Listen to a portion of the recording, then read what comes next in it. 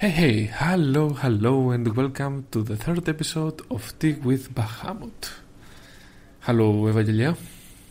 Hello, Spiros. How are you feeling today that we're gonna talk about Final Fantasy 2? It's dark, really dark, like my little heart. And how you doing? No, it's a Final Fantasy. It's Final Fantasy, and when we talk about Final Fantasy, our heart becomes light because we're the warriors of light. Or so the crystal will tell. Let me sip my tea and warm my little heart a bit. So for the people that are with us, thank you very much that you're listening. Grab a cup of tea, like Vigilia, and sit with us so we can talk about Final Fantasy 2. Before we talk about Final Fantasy 2, if you actually listening to us and you enjoy our episodes, please leave a review. Please leave a comment, a like, or something, so we can communicate with you. The whole point that we're doing this podcast, except that we want to talk about Final Fantasy, is so that we can have a communication with other people that enjoy Final Fantasy and mainly the story of Final Fantasies. We also have a Discord server, so you can always join us and you suggest things. Suggest what you want to talk about it. Talk about theories. The opposites, and not just about the games or the story of the games. And you can also find our episodes about a week or 15 days later on Evangelia's channel, Retro. I'm always forgetting the name. Couple. You changed the name at some point. Ah, yes. And I always forget the name after that. Well, it's the Retro Games Couple. It's in the description. Go check it out. It's not something different, but it's in Evangelia's channel where she and her husband play other games as well, except Final Fantasy. Although they should play only Final Fantasy, but okay. Well, it's gonna happen. Nah. Eventually. No. Play on Final Fantasy. Only Final Fantasy, nothing else. So, today we're talking about Final Fantasy 2. After the major success of Final Fantasy 1, Square saw the golden goose and decided to make the next Final Fantasy game. Well, it was really... the crystal shone so bright.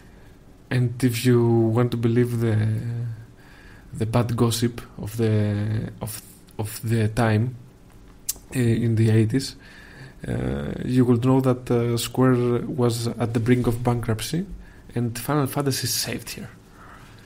Yeah. So, development of Final Fantasy 2. Square management decided to manufacture 400,000 copies of the game to make a sequel possible. And they actually managed to ship 520,000 copies in Japan only. Hironobu Sakaguchi also was the main planner for Final Fantasy II. He had the role of the director, as he should, of the whole development team, using the experience gained from the first installment, which focused more on authentic story ideas into the new gameplay system and game world. The developers fully crafted the story of Final Fantasy II first. They first created the story, and after they created the story, they started to build the game around the story, which was a good decision. Yeah, it was. And in my mind, it's like we didn't have a story, and it was a success. So what's gonna happen if we give the artists time to create the story, create the characters, create what they envision? Several members of the original staff from the first game came for the job of Final Fantasy II. Sakaguchi again created the plot for the title, with the actual scenario written by Kenji Terada. I hope I'm saying the name correctly. And of course, Nobuo Uematsu composed the music. Of course. And Yoshitaka Amano has the artwork. Was the concept artist for the Final Fantasy II game. So good. I wanna buy his artist book at some point. I still haven't found the money to buy his books. They're not that expensive. The books. And that can tell you how poor I am. For the first. Yeah. Well, we are in Greece. You got the books of Yoshitaka Amano. Yes. Yes, I don't have for every Final Fantasy. I have them up to Final Fantasy 8, I think. 7 or 8. Anyway, if you want to send gifts to the show, you can send me the books of Yusuke Takama. Yeah, send books. We love books. We don't have Patreon, send books. An interesting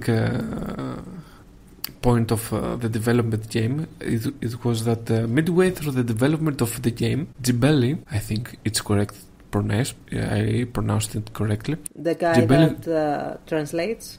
Was forced to return to Sacramento from Japan due to an expired work visa. The rest of the development staff of Final Fantasy followed him to Sacramento with the necessary materials and equipment in order to finish the production of the game there.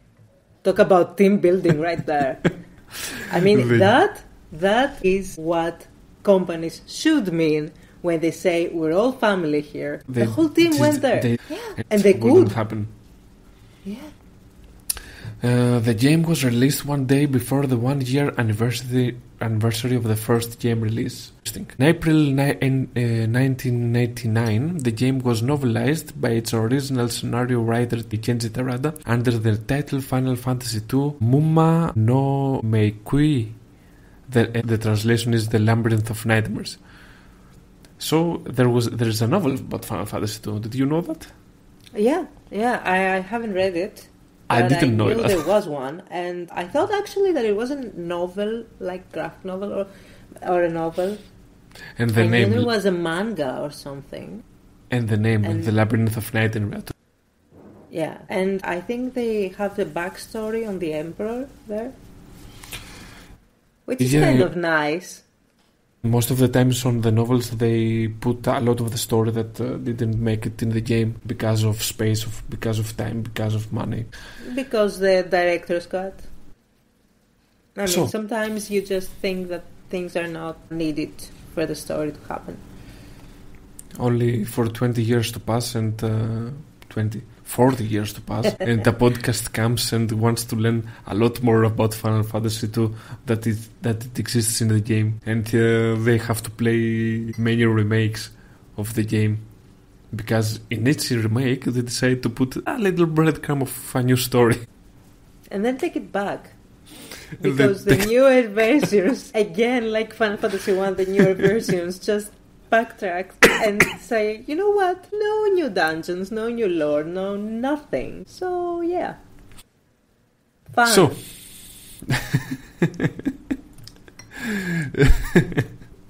So let's jump to the story of Final Fantasy II. Our story begins when the Empire, which I can't remember, does the Empire has a name or is it just the Empire? In the original he doesn't. The Emperor is named only in the novel and or manga. The Emperor is named, but is the Empire named? I can't remember the name. Yes, the Empire is named. I can't remember the name of the Emperor. I think it was Paramecia. Let me check that. Anyway, so yes, Palamician Empire. You're correct. For some reason, I didn't remember that. But the Emperor was not named. At first, it was named only in the novels and manga, and maybe in some remakes, I'm not sure. They probably put it there so they can have because I think, as you said in the novel, there is a small character development for the Emperor. Yeah. So just they probably needed a name. Yeah, it's like a prologue mostly, if I remember correctly. But anyway, the thing is that the game starts when the Empire strikes and they attack the Kingdom of Finn, where our heroes live.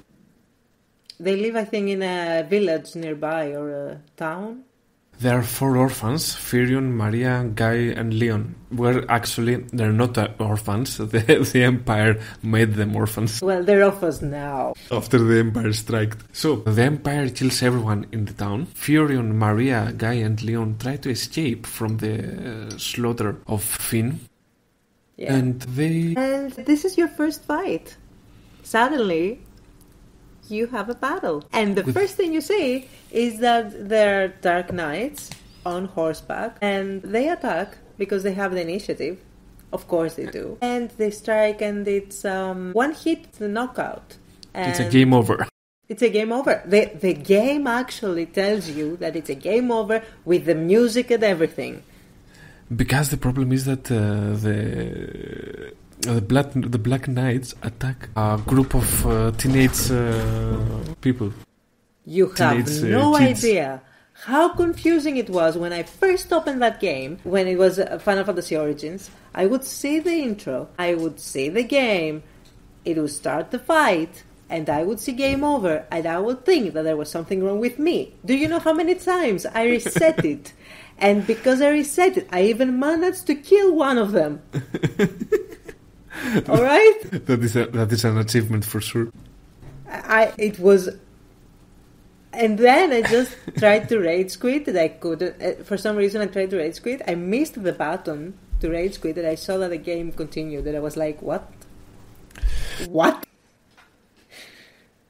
So, you die in the first battle, but you didn't actually die. Princess Hilda and Mingu save you and bring you back to the rebel base to revive you. There you see a small cutscene where Princess Hilda and Mingu talk over Furion's body, and they say that he's brought back to life, she is gonna heal, but let's leave him here on the stone, cold, damp dungeon, and let's not take him to a bed so she can heal and return back to full strength. I mean, it's a healing chamber. It's like, let's not wake him up. It was a little dark and a little damp for a healing chamber. Yeah, and the game addresses that because just a tiny bit, because he wakes up right after and he's like, what the F is going on? Where am I and where is everyone? And he's just shouting for everyone. Where are they? He just sees the door in front of him and he says, you know what? Fuck it, I'm going through the door. And he exits the door, he finds the rest of his party, except for one of them, Leon. Leon has disappeared, nobody found him. Maria's brother. Maria's brother is missing. Nobody found him, and she's lost, actually. So they think him dead because, you know, the Dark Knight and everything. So they go to Princess Hilda to thank her for reviving them in the dungeons, and they ask for Hilda to give them the permission to go back to Finn and search for Leon, because they still have actually, a hope at first that maybe... They just try to enlist themselves. They try to enlist themselves in the rebellion. And then when she says, no fucking way, you're not doing that, you're just some teenagers, you're kids, you cannot do that, you cannot go to war in the front lines. And so they say, you know what, at least let us do that. Let us go back to Finn at least. Do something for the rebellion. It's a little, I think the word is oxymoron, that please let us fight, please let us work for the rebellion. No, you're just kids. But you know what, you can go to these other cities and find out what happened to, what is the Empire doing right now.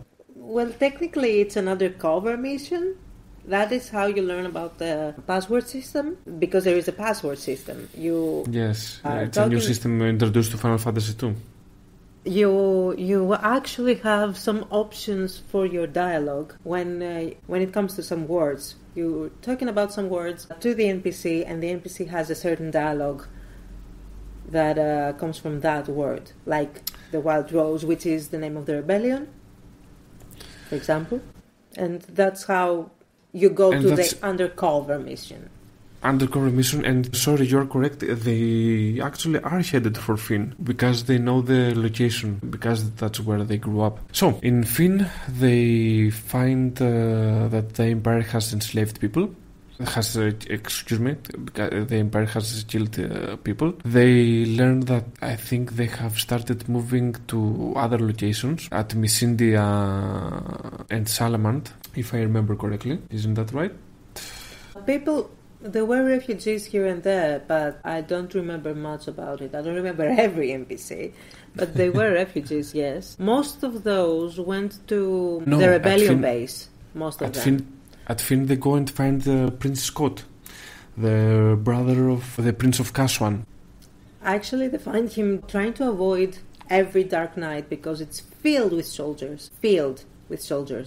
So if you talk to one of them, and you haven't grinded, alright? They will one-hit you on the spot. This time it will be game over for real. And this time it is game over because it is your choice to talk to them. If you avoid them and you go to the only place where you can enter, because there's only one place with a door where you can enter. It's the bar, the inn that has a bar. You talk to the barkeep. He's the only one that is not a soldier. He tells you that he's fed up with everything because now they're just soldiers. He doesn't want to do what he does, but he's basically imprisoned there. And if you tell him that you're with the rebellion, he takes you to the back of the bar, and he shows you that there is someone there that is the only survivor of the attack, and it is Prince Scott. Prince Scott now was engaged to Hilda. And when he is trying to speak, he's talking, his dying words basically. He says that the kingdom was betrayed because of Borgen. He was a general, if I remember. He was a general, yes. And he was with Finn. He was with the rebellion, but they were betrayed. And that's how the attack to Finn happened. Now that he's dying, he says that take this ring, it's my signet ring, and take it to the princess. And tell her that I love her. And then he takes it back. He says, no, please don't, because I'm dying. So it will just hurt her. But if you find my brother, tell him to stay strong. Because there is a cutscene in some parts. I don't know if it's in all the parts, but in some parts it is. It is there. They show the attack where Scott is with Hilda and his brother. And his brother just flees the scene. Then Hilda is taken by her own guards away, and that's how Scott remains behind, fighting. At least in my version, there wasn't a cutscene like that. But it's an interesting cutscene to cut. Yes, I think they put it in the Dawn of Souls for sure. But I don't know about the other ones. But it is a great cutscene, and it shows context because he tells you, talk to my brother and talk to Hilda. And because, you know now. Because outside where Hilda lives right now in the rebellion base, you can find his brother. Exactly. What was the name of the brother? Gordon. You can find the second prince of Katrea, Gordon, which she thinks he's a coward. Actually, they're not from Katrea. Katrea actually is a small town nearby. I think you're talking about Kashuan. Yes. Kasuan, sorry, yes. So many names in this game. Princess they of Kasuan. They are the princes. Scott was the first prince and Gordon was the second prince. And because Gordon fled with the rest of the rebellion, she thinks himself as a coward, unlike his brother. He has taken a hit. His ego has been hit so much. So you go back to the rebellion base. You show the ring to Hilda. Hilda trusts you. You give her the bad news that Scott has died. But now she understands that you can't take missions like that. At least undercover missions. So now she's telling you that you've got to go. You're officially viewed as a member of the rebellion army, and they tell you that you have to go to a town called Salamand, where you will find the mithril mines, where the Empire has gone and got the mithril mines for themselves, because mithril is an awesome metal that you can make powerful weapons out of it. Well, mithril is always in fantasy the best metal, the best mineral for weapons and armor. At least in Final Fantasy. Well, it's also mythical through Tolkien and Dungeons and Dragons. So yeah, I think it is really good. Considering Final Fantasy stole from those things. Borrowed, not stole, borrowed. I mean, it's an inspiration. Point so, is, you go to Salamand. You meet Joseph there. You see that there are only wives, I think. Only men, and the women and children are taken hostages. The townspeople are hostages, anyway. Many townspeople. The Empire has taken hostages of the towns. Joseph They have tells them you working in the mines, if I remember correctly. Joseph tells you that she doesn't know you. She doesn't care who you are. If you want him to trust you, she tells you that she will trust you and she will help you after you go to Summit Falls and save the people. Or at least his daughter. Because he has his daughter there, and she's trapped with the other hostages. And he says that even if you are with the rebellion, all the more reason for you to go and save them. So do that, we'll talk. One thing that we forgot to mention is that Hilda sends Minwi with you. Minwi, yes. The white mage of the game, the grand white mage of the game. Well, it is a mission that is quite further away. And Minwu is apparently a wise man, so he can help you a lot. And when you see his stats, if you haven't grinded and you see his stats, it's very early in the game. He is really leveled up. He has nice, yeah, almost a sage. Almost a sage, if not already. So, Joseph tells you to go to Summit Falls. Summit Falls are located near Salamand. You go there and you find that the Empire was indeed taking hostages of the people. And with the hostages, after a few fights, you find someone, who was it, that was with the... with the hostages. You see that with the hostages there is a thief. His name is... Paul. Now, Paul claims, and he has claimed since Altair, that he can break into any door. And for some reason he is there as a hostage. So he says that he can help you too. And she breaks the chains of the people, she opens the doors and takes the people out while you stay behind to fight some guards, if I remember. To fight some guards, gain some time for the people to escape. And you actually save the people of Summit Falls. And Mingu helps you retrieve the mithril for better weapons for the rebellion. Next mission. So.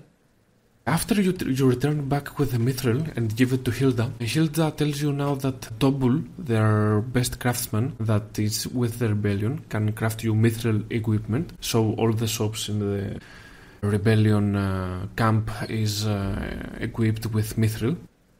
But oh no, the Empire now is making another huge weapon. So you have now to go see what happens with the Dreadnought. With the Dreadnought has to either find a weakness or help the people to find a way to seize the operation. The Dreadnought is not yet complete, they tell you. You have to find a way to stop it or destroy it if you can. And they tell you to go to Bafsk. That's where the Empire has enslaved the residents of Bafsk. The names.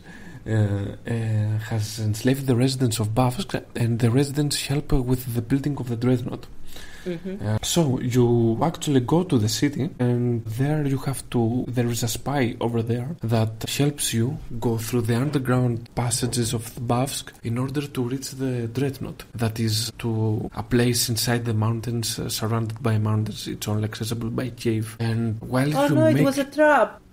While you make your way through the caves, you meet the general. The first time you meet the general. At first it's a dark knight. At first you are encountered by a dark knight who just gives some order and leaves. And then the traitor comes, Borgen. And you fight his soldiers, and then he flees. But she manages to slow you down for enough time for the Dreadnought can take off, because it was completed. It was not in the construction, as Hilda told you. And as the Dreadnought takes to the skies, there start the major problems for the whole land. They bomb everything.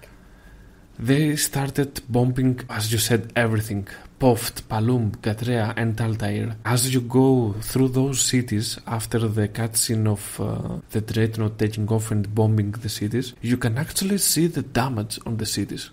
You can actually see that the buildings are damaged, that people are missing. The NPCs are crying.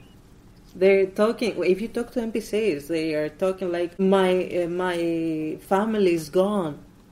They're not Our people there has anymore. died. Yes, they people have killed died. my family.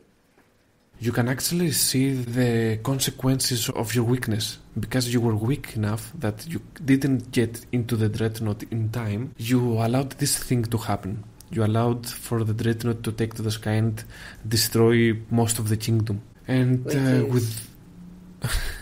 Great storytelling. It's a great storytelling because... to tell you the truth, I didn't expect to see in a game of 1999 that they will actually take into consideration that the landscape will change after the Dreadnought bombing. And not only it's the landscape, it's the dialogue, it's everything. They could teach... Some cities you cannot enter. Some towns and villages are not able. You're not able to go. They're not accessible because they're bombed. They could easily just change some dialogues and tell you, oh yeah, the Dreadnought came here. Oh yeah, the Dreadnought bombed us. But no, they changed the whole cities. And that you was cannot a enter very nice touch. buildings. Some people stop moving in the town. Usually NPCs are moving in towns. They're not moving that much after that.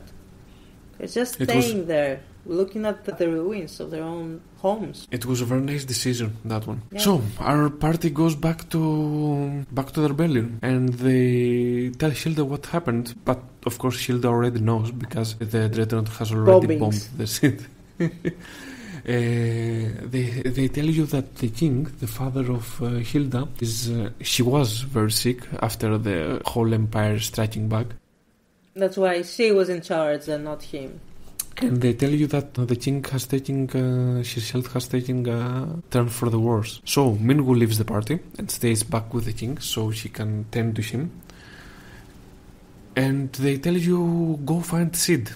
Sid is the best mechanic we know. It's the best mechanic in the world, basically. He's very... For rare ships. Yeah. She is Sid for Final Fantasy Jungle. And they tell you, go talk to Sid. She must know a way to destroy the Dreadnought. He must know a weakness point.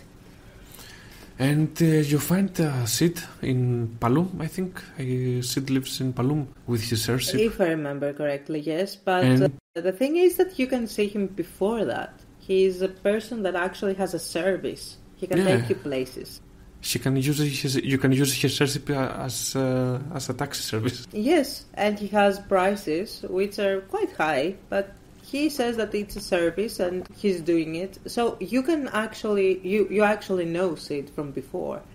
But now, after the bombing, he is with you on the whole operation. He tells you right away that, you know what, every freaking ship has a weakness. There is no ship that can be without weakness because they run on something, and that is the fuel.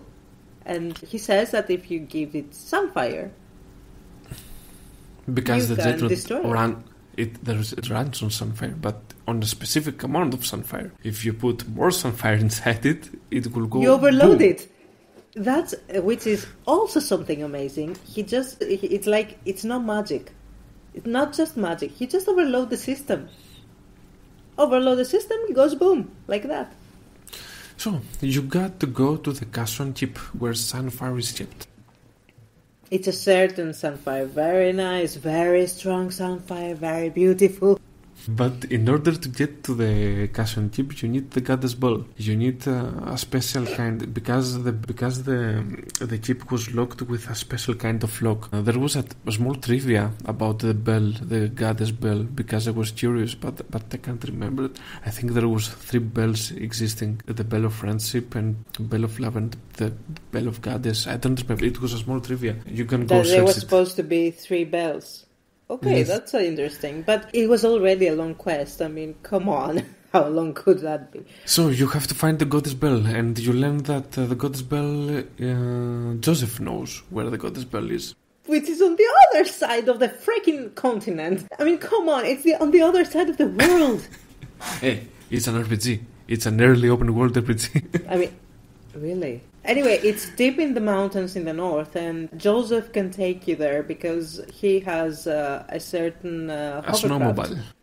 Yeah, He has a snowmobile. And because you helped him save his daughter and the townspeople, she say, of course I will come with you, and of course I will give you my snowcraft so you can go and get that goddess ball. Here, do you want anything else? You can have my house too, you know? I mean, come on. The party with a new member right this time, the monk Joseph. Yeah, he's a monk. I was giving him weapons and he was crap. The stats were off. And then I said, oh, come on, I'm not giving you any weapons anymore. And he just one-shots everything. And I was like, okay. His fists is his weapons.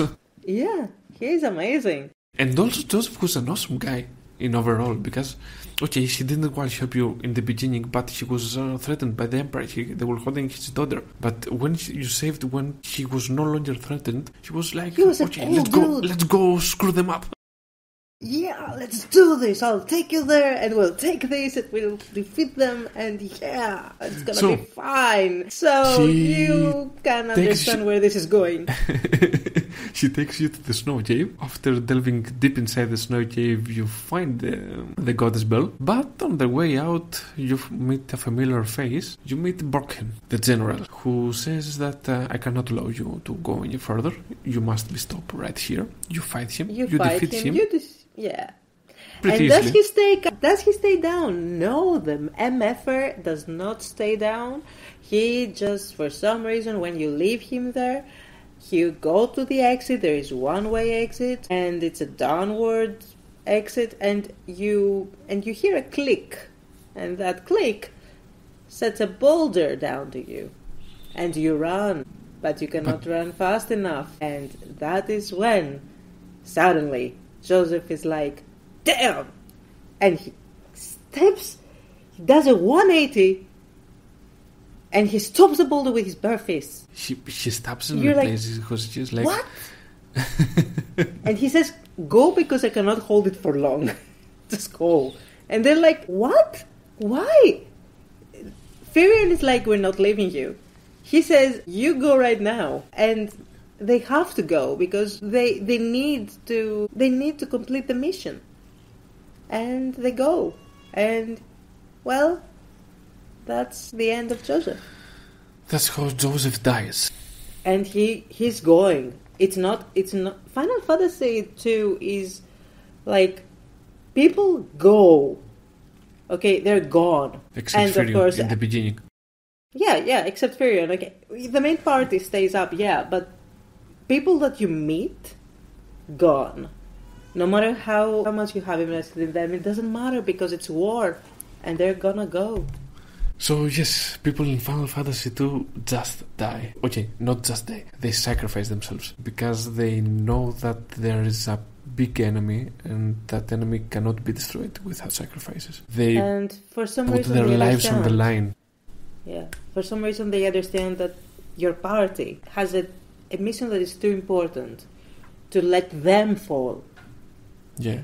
Joseph, actually, I think Joseph didn't actually... No, I was gonna make a mistake. Joseph did sacrifice himself for Furion, Marie and Guy. There were teenage kids at that point. They're also the future. They're kids. Yes, but he actually sacrificed for his daughter. He actually sacrificed for his daughter to have a future, as you said. Yeah. So and it's not... in the party's faces, he sees his daughter. They're about the same age, I think. Maybe, okay, the party is older, but for him, it's the same. It's just kids. You cannot like his make daughter. It any more simple. And she doesn't nilly-willy just sacrifice himself. She knows that she's got to do that so she can give a chance for the future generation. Can I have a small note here? In this game, it's the second game, okay? The second Final Fantasy game. It's just pixels, alright? For some reason, the way in the dialogue that they make it a cutscene. Okay, they make a cutscene with a dialogue. It's unskippable, so you cannot do much. But that moment, they take time to make the sprite have an animation, like they stay put, for example. Furion stays put. He goes to leave, and then he stops. He looks back. It's a sprite, okay? It's a pixelated thing over there. He goes back, and you see that the eyes, which are an elongated line on the face, just closing to a dot and opening up again, showing that he has emotions at this moment. They use basic animation principles to show emotion in this moment. In this moment, you're supposed to freaking cry. And you actually do freaking cry. Yeah, actually, I was tearing up a bit. You knew Joseph how much? You knew Joseph for 20 minutes, perhaps, with all the fun. If you skip past, if you run through the game, yes. But if you remember when we played it for the first time, it was far longer. We knew him for far longer because we were going around the world and we would see Joseph many times when we roamed the world, grinding or doing some missions. You can actually get that he's a good guy. It's not she's a good guy with the other guy. He's an actually decent human being. He's an actually a human being that cares, that shows love, that shows respect. And you have it's a very weird situation. After the goddess bell, what do? Do you go back to Salamand or do you go straight to Kashuan? It's just optional, but if you go to Salamand, to his house, and you talk to his daughter, there is only one line of dialogue. Before that, she had, I think, 2 boxes of dialogue, where she said that I want to do things too, and thank you, and stuff, but now she just said, that is not coming back, is he? He's not coming back anymore. And that breaks you a little more. Just a little more. Just a little bit breaks your heart. It's the push down the cliff you need. And they have made a beautiful, beautiful story in Final Fantasy IX out of Joseph. Although they don't tell you that it's actually Final Fantasy II Joseph and his daughter. Well, they do say that it's a guy named Joseph, I think. Yes, but it's not. It's an Easter egg. It's an Easter egg for Final Fantasy II. But it's a story from long, long ago. It's an awesome story. They just tweaked it just a little bit. Just a story that you know that story should be on a book. Why don't I have a book of that story? Where is that story? And it's very nice because they also address in that Easter egg. They do address that you have a choice for this dialogue. You don't actually have to see this dialogue ever in the game. Do you go to his daughter or not?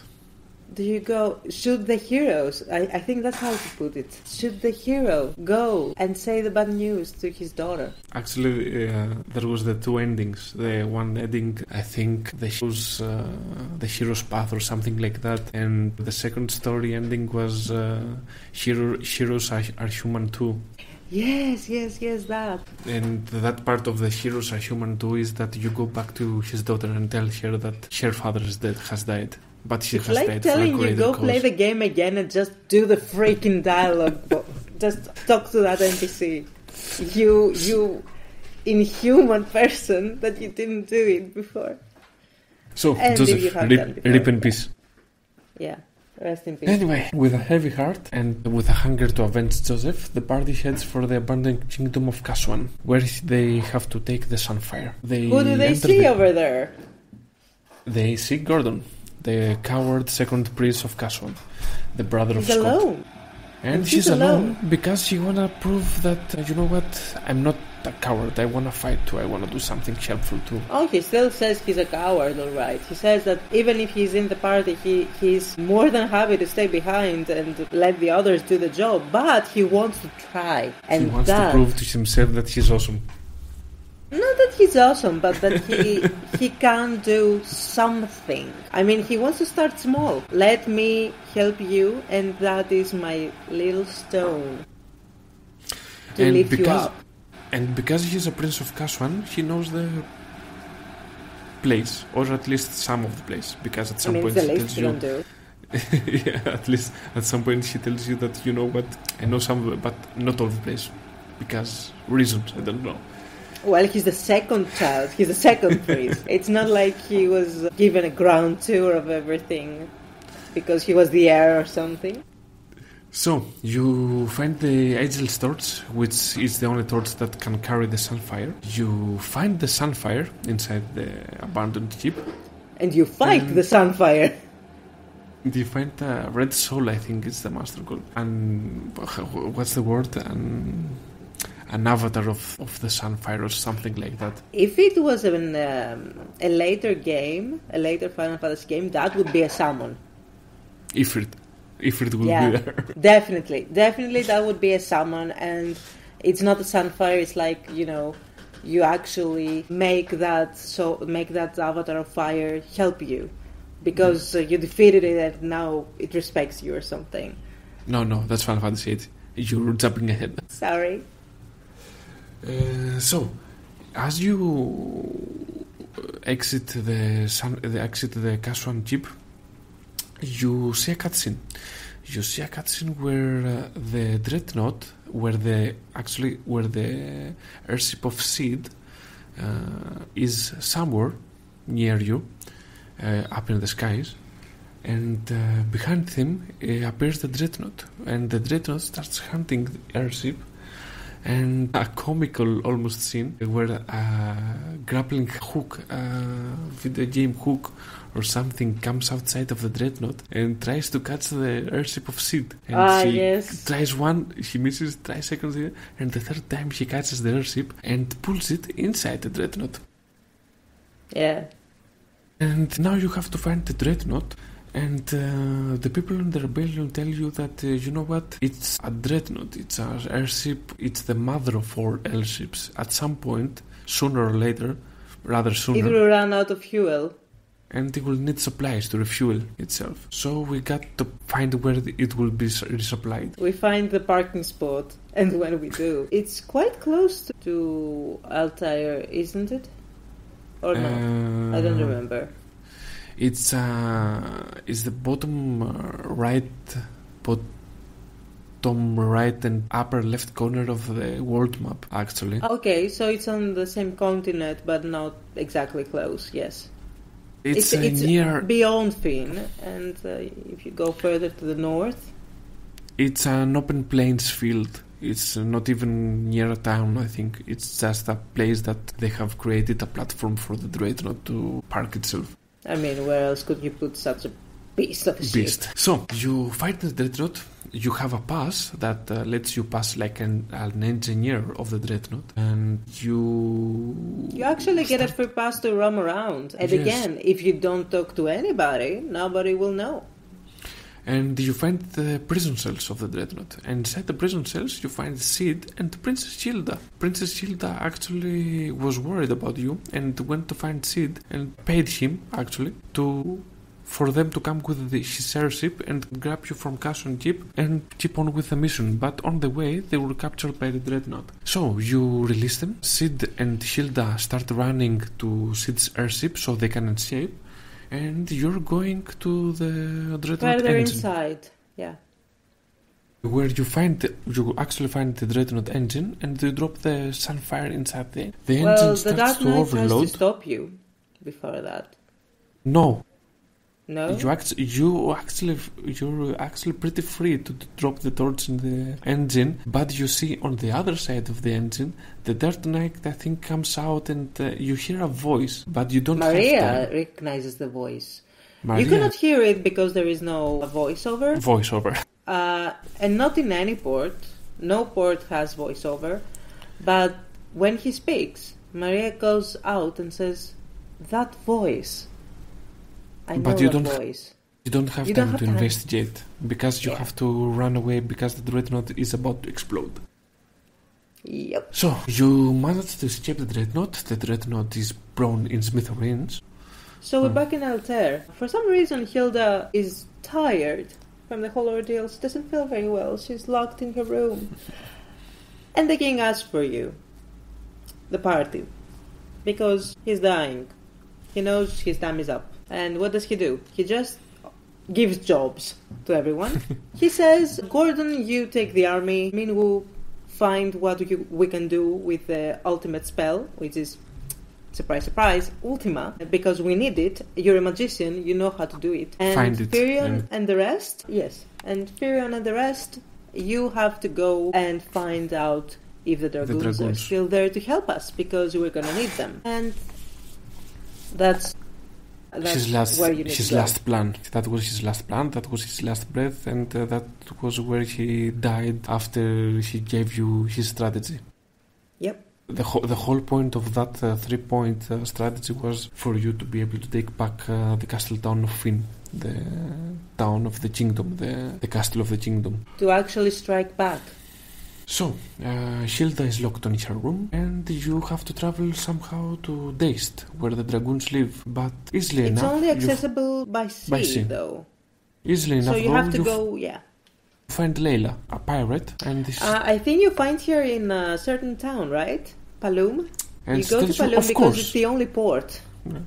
She tells you, of course, I will take you to Deist. It's not hard. For free, yeah, actually, let's go right now.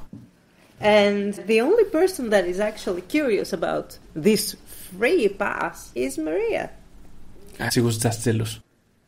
And just jealous because because Layla was a sexy pirate queen.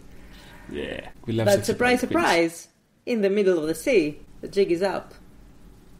Layla decides to attack you and take your belongings, and of course not go to Deist, because why would she do that? That's not a pirate life. But after you kick some ass and throw some of your crew overboard, she tells you, you know what, you're not so bad. Actually, you're so good that I'm gonna join your party. Because, yeah, I'm gonna take you on that free ride, yeah. Save the kingdom, of course, let's go save the kingdom. I'm gonna do, yes, sure. Sure. It's just a you better and option. me, Firion. Yeah, the other two. Yeah. It's a better option than dying right now. Yeah. So, they take you to Deist. There you find an abandoned city, and inside the city the only one that's alive it's a dragoon's wife and her child. I think the dragoon name was Richard something. Actually, no. There is no other dragoon. The only thing that you learn. The wife of the dragoon, but what was the dragoon's name? I can't remember the name of the dragoon. Anyway, Richard is the dragoon that you meet later, but not the child's father. I think she's his wife, because on the last cutscenes you meet her, the ghost. Remember? The ghost says something that my wife and my child. Anyway, let's. I think he steps up as a father and husband, but I'm not sure. I don't remember. We will see it later. So, she tells you that inside of this chamber there is a dragon still alive, the last dragon of his kind. But it's dying. And we can't do anything to help them because we can't talk to him. And she tells you that you have to find the dragon pendant to be able to talk to the dragon. Another quest. Not that important, but you find the dragon pendant, return back to the dragon, and the dragon tells you that I'm dying, I can't do anything, all the dragoons are dead, all the dragons are dead. The only thing that I can do is place a job on you, take that egg and go place it in the life spring, in the caves. Yeah, then he dies. Yeah. A wyvern, not dragon, sorry. Wyvern. Wyvern eggs. They're wyverns, they're not dragons, sorry. To drop it in the healing spring on the bottom of the Deist caves, which they are a little north of the Deist town. The party does that, they return back, and the wife just tells them that the dragon has passed away, and there's nothing more that they can do, or that... it was or that the wife and kid can do. Yeah. The only thing you can do is take on that mission. So, disappointed after they learn that all the dragoons are dead, they return back to Altair and tell Gordon that the dragoons have died. We can't do anything more, and the plan to attack Finn, although no matter the dragons, the plan to attack Finn starts taking shape, and they tell them that Hilda has asked Furion to meet him on his room. Alone. Again, Why? Mary expresses concern. But again, nobody listens. Because why would they? Firion goes inside the room, and Princess Hilda is acting odd, to say the least. She is asking Firion to join her in her bed. So he With goes a closer little and closer. Boom boom shakalaka. Yeah, they even have a very nice Swan Lake music playing in the background. And Firion is hesitant. You can see that. Again, the animation for pixels. Sevskis. And he's hesitant, yes, but she's getting impatient. So she changes. When he's close enough, she attacks. And she's not Hilda. It's actually a Lamia. The The Lamia Queen, actually. Yeah. that served the empire. But And Firion is not alone. thankfully, the party was eavesdropping. Maria was eavesdropping. Yeah. So the rest of the party is, again, helping Firion defeat the Lamia Queen. And after that, where the hell is Hilda?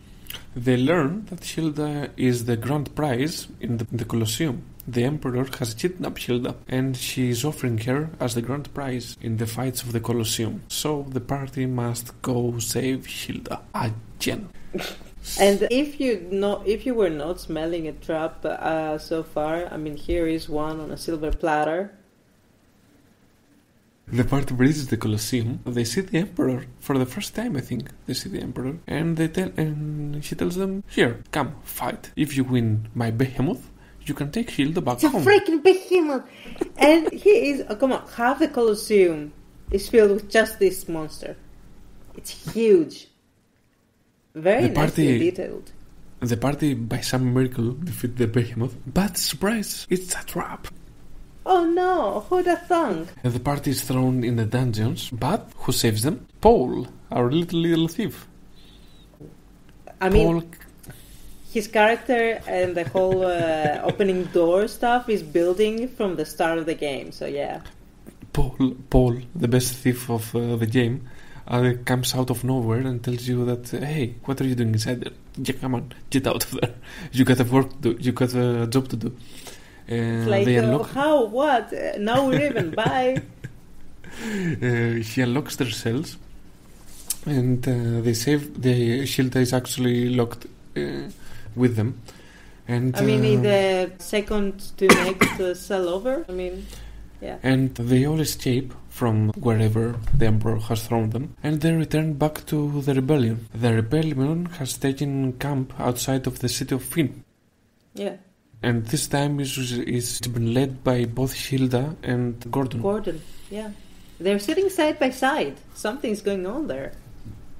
Firion, Maria and Guy, their next mission from Hilda and Gordon is to go inside the castle and fight whoever sits on the throne of Finn Castle, while the rest of the rebellion army takes on the Black Knights and the army that is stationed in the castle of Finn. No. Λοιπόν, the rebel army takes the army outside. You just stroll inside the castle of Finn, and in the throne room you find Godos, another general. I think she took the position of the general of Boghan that you defeated earlier. And after you defeat Godos, Finn is released from the imperial clutch. Hilda takes her rightful place on the throne.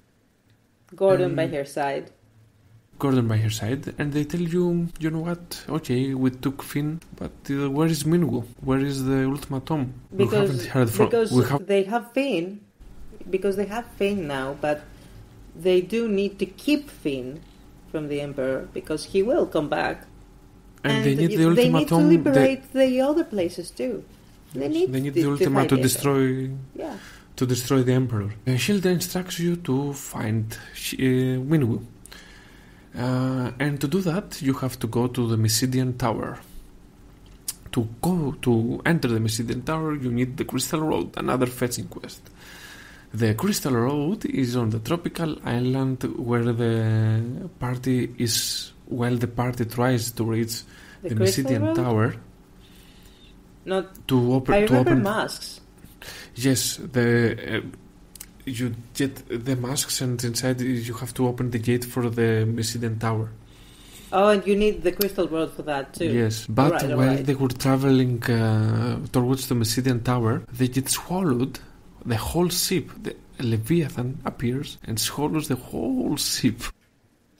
I mean... Okay, game over. But no, you're inside the Leviathan this time. That game takes you from one place to the other, again and again and again. You see the face of death so many times, and that all those times you're like, well, you're not dead yet.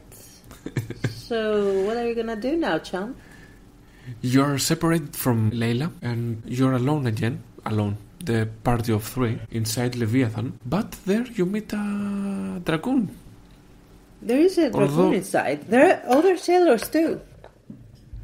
Though the dragoons have died, you meet Richard Highwind, the last of the dragoons. And after you defeat a nemesis of Richard, the roundworm, I think something, a big ass worm inside Leviathan's stomach, you find a ship, and by taking the ship, you travel to Mesiden Tower that you have unlocked through previous quests. Inside the Mesiden Tower, after traveling to the top of the Mesiden Tower, you find Minwu.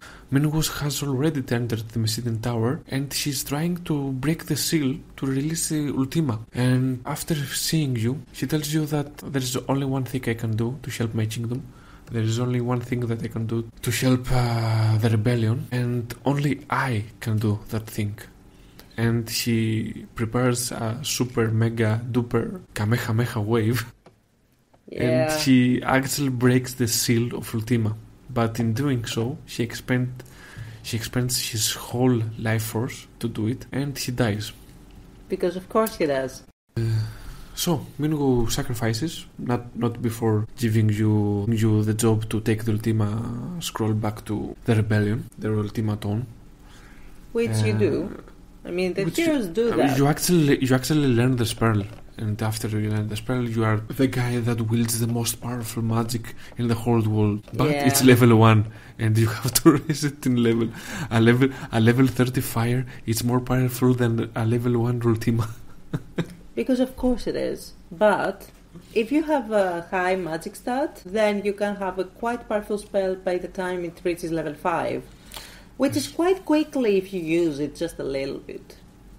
It's an awesome spell, but you have to level up. You level it up. The leveling up in Final Fantasy 2, in order to level up something, you've got to abuse it hard. You have to use it in every turn. Yeah, because you have to master it. It's not like real life from the games. Yes. Yeah. Do it again and again and again until you are the master of fire.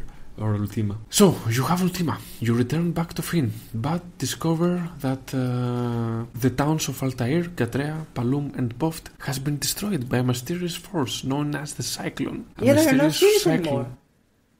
Yeah, the whole area is empty. There are no more towns. A cyclone has passed through them and just uprooted them. Yep. Sorry, you were going to say something? So that magical cyclone, threats to tear everything up, and you have to find a way to stop it. It's like a Dreadnought 2.0. I mean, it's whatever the Dreadnought could not destroy, just tear it apart. Hilda explains to you that in order to reach the cyclone, you're gonna have to. You need a wyvern, although there are no more wyverns left. But she tells you about a pendant that you can use to maybe call whatever wyvern might be left inside this world, which is locked in the bottom of the castle, if I remember correctly. Probably. And let's see. In order to release that. To use that pendant, and in order to find the pendant, who else might have valuable information about valuable stuff other than Paul? And surprise, Paul has residence in Fynn. So you go pay him a visit, and he says that there are stuff in the basement of the castle. Some stuff. Check it out. Not that I would know. I don't know how they ended up there. And you go inside you go inside that secret room and you find like 10 chests around with OP items, all of them. Amazing. So you find the pendant and you take the pendant into the bottom of Castle Finn, where is a magical mirror, and you hold the pendant and surprise, surprise, something comes. Something hatches. More to the point. Yeah. The egg that you have placed inside the ceiling, inside the live stream. The live stream. Of Dazed Caves, and the egg hatches, and somehow that egg is an already full-grown wyvern that you can ride to battle, and Richard, the last dragoon, can actually command that wyvern. So you hop on to the wyvern and take it to the flying fortress, because inside the cyclone there is a fortress. It's the Emperor's fortress. I mean, it's so weird. He's on top of it. I think it's like he made his own place, the Dreadnought, or something like that. He just passes around saying kneel or be destroyed. And the big problem of the cyclone and the fortress of the Emperor was that she was drawing the magic of the whole world inside it. It was so powerful that it was drawing the continent of the magic. So they had to stop it. They couldn't let it roam around. So you go inside the fortress, you fight your way inside the fortress, inside the many floors of the fortress. And there you find the Emperor. Well, yeah, on top of the top floors, if I remember. The top floor of the flying fortress, where the throne of the Emperor exists and where the Emperor exists. And it was a surprisingly easy fight, or at least pretty easy fight for a final fight, boss fight. You defeat the Emperor. She tells you that his empire can be stopped and she will fight, but she can't because she dies. And you return back to Finn, where a celebration is in order, because you have saved the kingdom, you have stopped the empire, but they're dancing, they have a celebration, and then suddenly a wounded soldier comes in and she tells that stop, the empire lives, a new emperor has arisen in the empire and she is more powerful than the previous one, and of course the Dark Knight has taken the place of the emperor, and of course you can't let him rally the forces of the empire again, because this time you will have a more powerful emperor, a more powerful empire that will try to take over the world. So you find Sid. But where do you find him? Palum. No, sorry, not Palum. You find him after the attack of Palum. After the Palum has been destroyed, you manage to find Sid. Actually, yes, where do you find him? In his airship? No, not in his airship. No, you don't. He is in Paul's house. He had managed to get refuge in Finn after the cyclone attacked his home, which was Poft, if I remember, and he's dying. He says, I'm gonna stay here because I'm hit pretty hard. His ship managed to escape the cyclone, pretty unharmed, but he wasn't. I managed to save it, yes, so you can borrow it, and I'll be asking it after I'm better, when I'm better, and he dies right there and then. He lives his last breath, another death from the Empire and from the evil. And what a death. I mean, it's Sid. But you have an airship now. You can just have to go to Poft and take because Palamisia is only accessible by airship. Yeah, because it's really high up, yeah. You had to take an airship. So, you go to Palamisia, you fight your way through the whole castle of Palamisia, and in the last floor, you meet Dark Knight, the Dark Knight that has been crowned Emperor. And who is the Dark Knight? Of course, she is Maria's brother, Leon. And how did he actually end up there? After the first fight, after the first encounter with the Dark Knight, she was taken. And she was brought up as a fighter for the Empire. And she believed in the Empire's ideals. It was the dark side of him. For some reason, he thought that if you cannot defeat them, then join them. Because there's a vision there.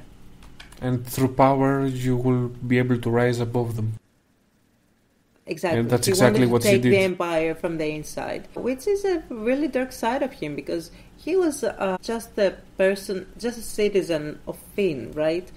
But for some reason, he now has the ambition to run the whole planet. And you fight him, you wipe the floor with him, and you defeat the second emperor of the empire. And as you are thinking that that's it, there are no more emperors, there's no more army of the empire, suddenly the old emperor rises from the grave. He rises straight from hell. He's half god, if not a god at this point. More like a demon, if you ask me.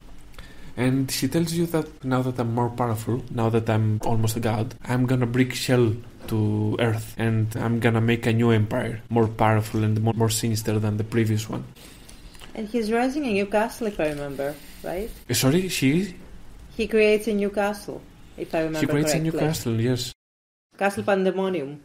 Richard sacrifices himself and his Wolverine to fight the Emperor, to give you as much time as she can, so you can board the airship with Leon this time by your side and escape Palamicia Castle. And from Palamicia Castle, an amalgamation of other things, Castle Pandemonium rises, the fortress of the Lord of Hell, to start a new empire above the citizens of Earth. People fly back to Finn. They manage to convince Leon that she has to fight with them in order to stop this new emperor, this new old emperor. And they set out for the final battle. Returning back to Dazed, the party finds Excalibur, one of the Dragoon's most powerful weapons. And Excalibur is the most powerful weapon in all Final Fantasies. So now you have the most powerful spell, the most powerful weapon.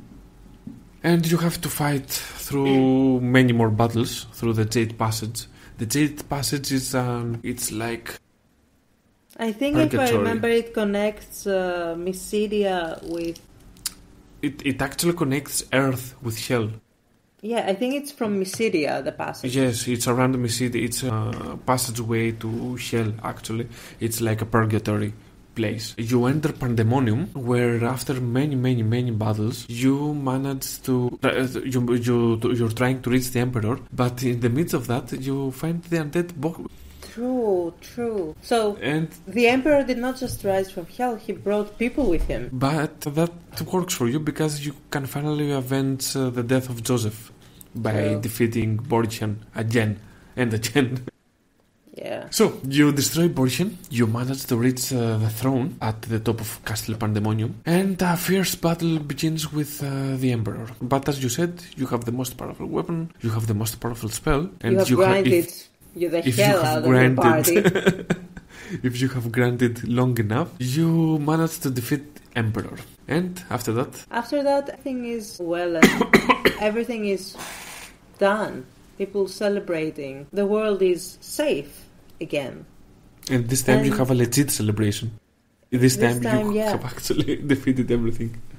For a while at least. Hilda and Gordon together ruling over Finn and trying to keep the peace now. Everything is over. Leon says that he cannot stay.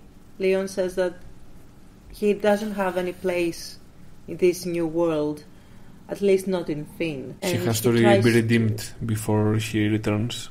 Yes, and that leaves Firion, Maria, and Guy, who we never actually mentioned in this whole conversation. He leaves them behind. Firion and Maria are together now, dancing. Layla leaves them because she says that, I'm a pirate. My life is in the sea. Pirate's life for me. Pirate's life for me. So that's how it ends. Or does it? Because if you know... I know, because I played it. Yes. There is an expansion game. It's a DLC before DLCs. Yes. It's an expansion which is called Dawn of Souls. And it's called The Soul of Rebirth. Yes. The Soul of Rebirth, which is in the Dawn of Souls port with Final Fantasy 1 and 2 in Game Boy Advance. I don't know if it's in another port. Maybe in, I think, PSP? Maybe. Game Boy Color and PSP, I think, yes. Yes. And that is where you see the point of view of the fallen. So it starts with Minwoo. I'll make it short. It starts with Minwoo waking up in the Jade Passage. He knows he died. He knows he died. He knows, but he has consciousness. He understands that this is the afterworld, the afterlife, the underworld. But the underworld is filled with monsters, and he doesn't understand it because, yeah, he understands that as a magician, he probably has Study. He knows that probably he could be in hell for some reason. Yeah, okay. But then he sees the other fallen heroes, Joseph. He sees Richard. He says, "Why are you here?" And but Scott. He understands that maybe there is some complication in their life that could make them go to hell. But then he sees women and children, and he loses it. He says he doesn't understand why people here are. Why are there monsters here? Why is this hell? Why innocent children has been sent to hell? Why innocent woman has been sent to hell? And women and children, why? Joseph, Scott and Richard Scott too, try to figure out what the fuck happened in this place. And they meet Sid. They meet everyone. Now you have a party of the fallen heroes. And Sid actually tells you that, you know what, we found each other out here and we managed to create a city. Because we wanted to protect ourselves from the place here where we are. And that is the where a new quest happens now with Minwoo and the rest. I think TLDR, you find a new side of the Emperor that is supposedly a heavenly side, and he is quite more sinister than even the hellish one. It's like they traded places. It's like his soul split in two. When the Emperor died, for some reason, his soul split into two. Half of the soul ascended to heaven, and half of the soul descended to hell. Both equally twisted. Yes, one wanted to bring hell to earth, and the other one wanted to bring paradise to earth. And both meant that people will die. No matter what. And Sid actually, and they figure out that they actually are in heaven.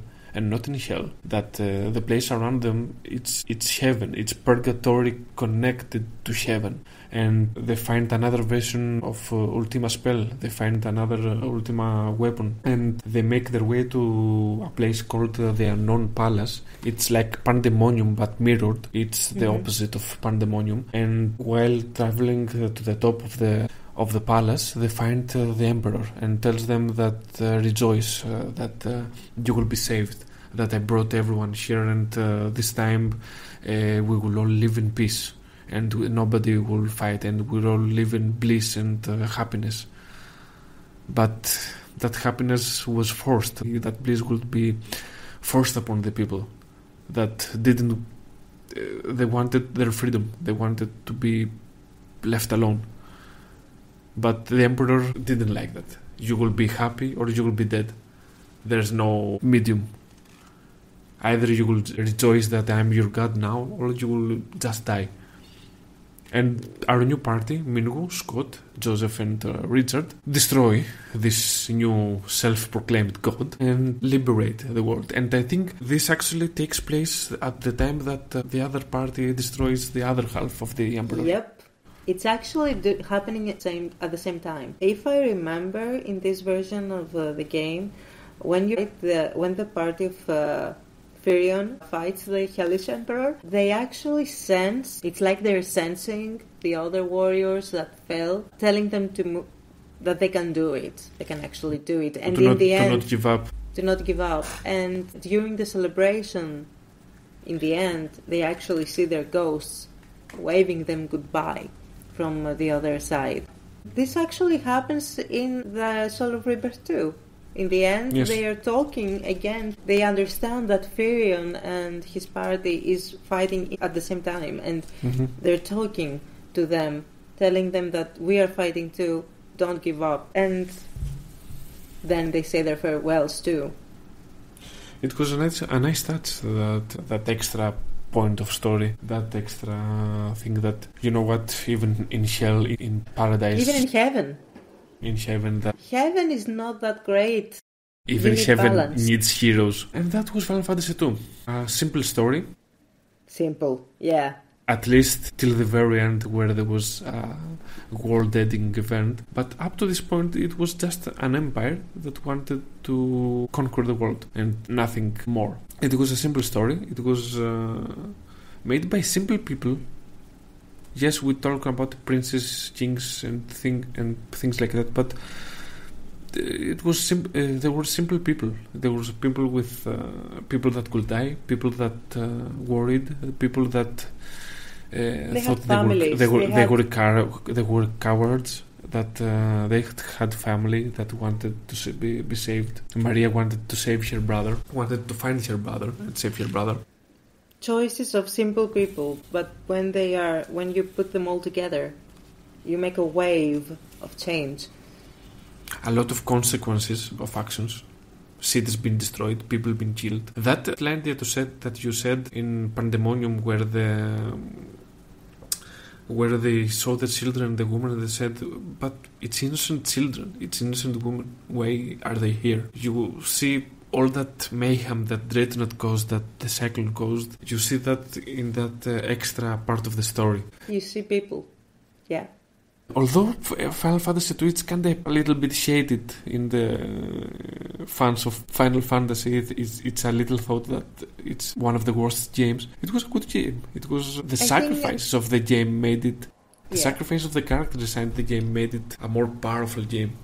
I think it was a bit too ambitious for its time. I mean, people say that it was the worst game because it ripped off Star Wars for the plot, and that for firstly that, and secondly the gameplay with a skill-based system where you had to grind for everything, unlike leveling system. But I think that it was just very ambitious, because if we see games that we praise, like Elder Scrolls, for example, it is a skill-based system. It is the very same system. You do something, you abuse something, and you level it up. And so it just happened to be with sprites, so what? And a little bit repeatable. The password system, it was very good because this makes you part of the plot. You actually have the choice to move the plot forward. Yes, it's linear, yes, but it wasn't supposed to be linear, actually. It was supposed to be quite open and have many more passwords, but they were cut in the final game because it would be too great, too big. And that system, in the end, it became too linear, yes, but you'd still have the choice to ask stuff around the NPCs and use the passwords. See if anyone knew anything about whatever you were looking for. You could not just go anywhere without hints. After a while, say, don't know. Hilda would say, we don't know where this thing is. You have to figure it out. We do know this thing, this word that is in Legends. Go ask around. And you do, and you find stuff. It used to be very fulfilling when you actually had a new piece of dialogue that would give you a point towards your goal, that would point out to where you had to go. It pushed you to search around. Yes, it was. And the whole idea of what war to everyone around you. It starts with you, actually. You die in the first battle, which is forced. And it's frustrating. And you have to learn your skills because you're basically children at this point. And you're forced to live with death and sacrifice. Yes. And misery all around you, again and again. And there is nothing to lighten up the mood. And people are actually progressing. They are people that are changing. Like Gordon, for example. Gordon changes throughout the game. He starts as a coward. The first scene you see him in, he's fleeing first. He just sprints out. And in the end, he's in the front lines. He's at the front line fighting for Finn. And it's amazing. You see Sid, from a simple serviceman that just minds his own business. A mercenary. Mercenary. And he just helps you. He helps you here and there. And after that, he gives you the airship because he understands that now you have a bigger purpose. You see Richard trying to helping you with the Emperor, helping you with missions, but then saying that he has to stay in Dazed so he can actually make Dazed better and try to fix whatever is left. But in the end, he comes and says, he comes to you and says, you know what? If the world ends, I cannot just rebuild. And he sacrifices himself for that. And he was the last dragoon. And, who knows if he managed to give his knowledge to the child that was left behind. You see, even Hilda changes. She understands that after a while she starts to trust you, and then she knows more stuff, and then after her father dies, she has even more and more responsibility, and she knows more and more stuff to tell you. It's amazing. It's ambitious. For me, it's one of the greatest games. As we told that Final Fantasy was a game of exploration of missing plot points that you had to connect and send you to a journey of heroism. Final Fantasy II is a journey of hope, of never giving up, of never letting your sword down, of just pushing a little further on, till you reach that final point. A little further on. You finally defeat the Emperor. Another one rises immediately. What that tells you? It's amazing because it really reflects real world scenarios. Okay, you defeated the big bad, but then what? Another one steps up, and he's even worse. And then you defeat that one too. And then a stronger version of the previous emperor comes back up. What then? Even worse. What? It just tells you that through blood and sacrifice you will eventually find victory. But how? Okay, that game, in the end, it's like you are so blessed. You have a plot armor. Okay, but in the end, yes, you have a plot armor. But it just beats you up. You go to fight for something better, and you have a slap on your face telling you, what are you doing? You're not changing anything. But then you have to go on because... Well, it helps that they're teenagers. If they were older, they would just not go again. It's a game of never giving up. They can... yeah. They couldn't just drop their dreams because the next enemy will appear. It's a game of do the next thing. We will help you. We will sacrifice our lives for you. We will sacrifice our futures. For the future. For you to have a future. It's an inspiring game. It's not the best Final Fantasy game, but it's an inspiring Final Fantasy game. I would agree. If you take your time. For me, it was one of the best. When I was putting the plots and the characters and the character development, and it was really close with Final Fantasy, with other great Final Fantasies like 7, like 10. It was really close to 10 for me. Yeah, the plot points were pretty close to 10. And That's the true. the character development and how ambitious it was, and how many gameplay things it had. Better it would be if they didn't cut all that stuff that supposedly they cut. Just imagine. And I wonder why Square did not just say, okay, I know why, because they lost all the code, of course they did. But think about it. If you were to do it again, they had a team that made Final Fantasy 1 revisioned to The Stranger in Paradise. What could they do with Final Fantasy 2? Maybe we will learn some point in the future. There is hope. You have to keep there fighting. Is always hope. Also, no crystals around.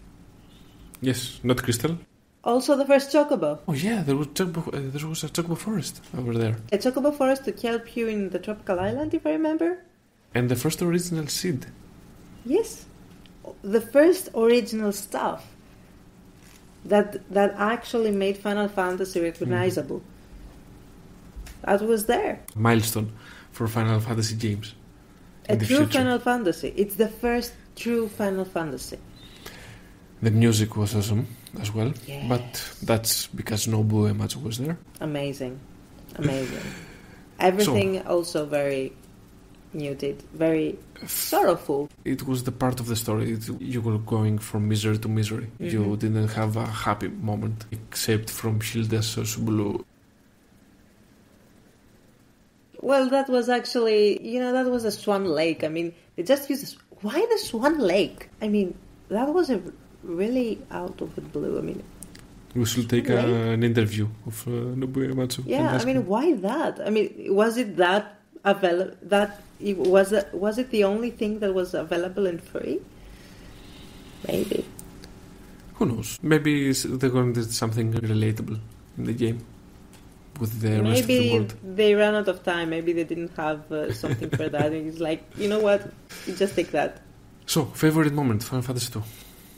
Favorite moment? I would say favorite moment, it was the moment Joseph died. Yes, I agree. Totally agree. That's mine too. It was like I could see Joseph holding the border. Yeah. And I could see, like an anime. A big mega scene, punch to the border.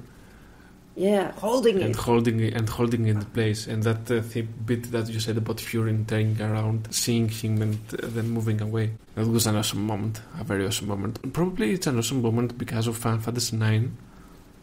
But still, in its own, again, it's a very big moment. For me, it was the greatest moment best moment because that's when they tell you that this is war.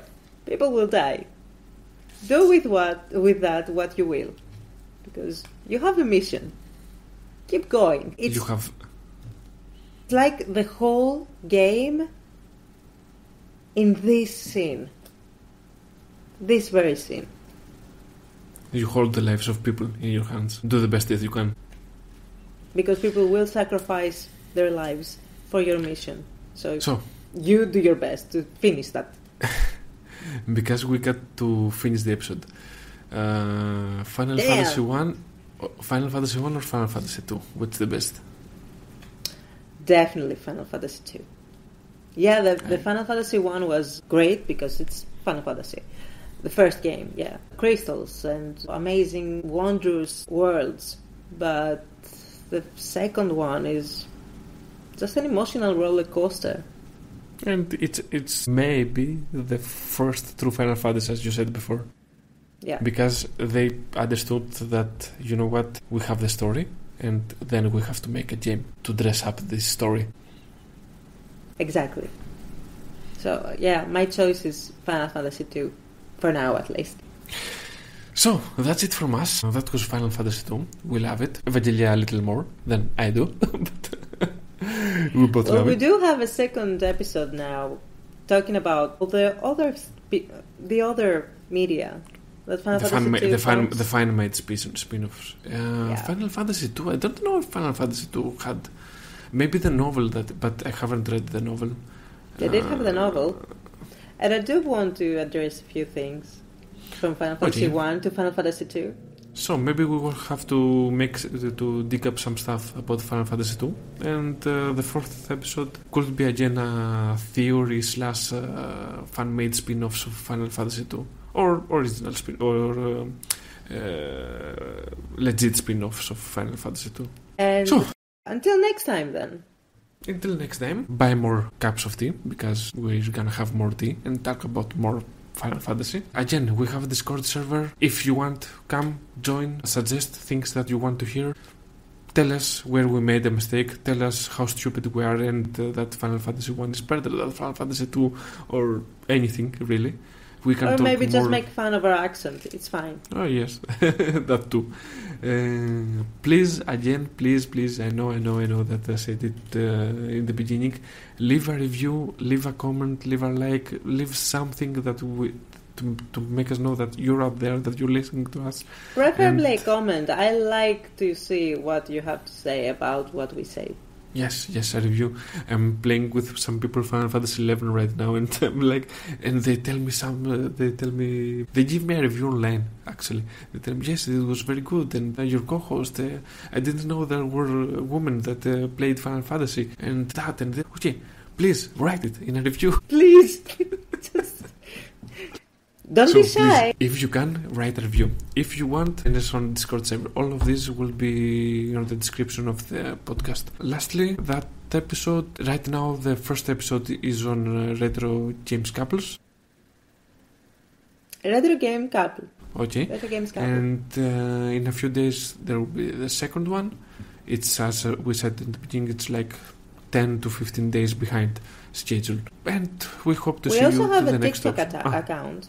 Yes, TikTok account. Yes. We're having some of our highlighted, the Parts ones of the we think are conversation. highlights or parts of the conversation, and we put a little bit of a nice image to go with it, just so that we can have this platform too. Comment, like us, please. We're there. We're here. Tell us that you're listening to us. Bring more stuff to talk about. That too. Bye-bye. And bring more people to hear us. So that's it from us. Bye bye from Tea with Bahamut. See ya.